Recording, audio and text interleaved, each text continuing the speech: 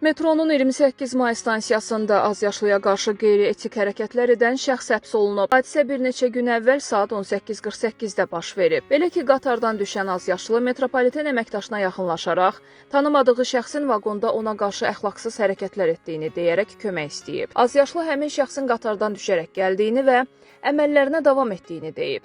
Dərhal metro əməkdaşı yaxınlıqdakı polisi çağırıb və həmin şəxs saxlanılıb.